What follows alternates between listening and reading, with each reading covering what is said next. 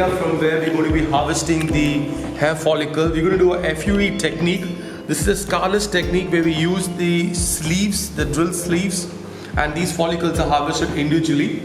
Now coming on to the recipient area.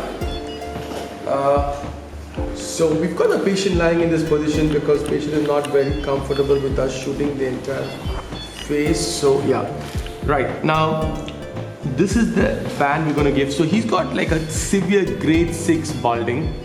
We're going to do about 3,500 to 4,000 follicles in this first stage, and you can see the 2 bands that we've drawn up. That's the place we're going to concentrate mostly on the initial 2 inches. That's going to be like the framing type of hair transplantation. So when you see him from front, you're not going to see that he's going to look bald. So that's the first thing.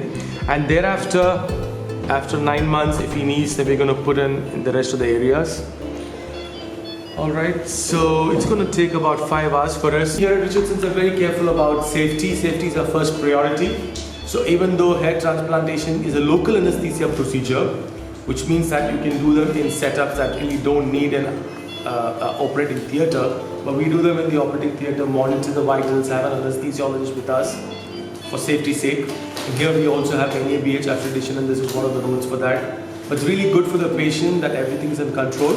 And we're going to take about 9:30, we're going to do about 5 hours I think in all if we wind up.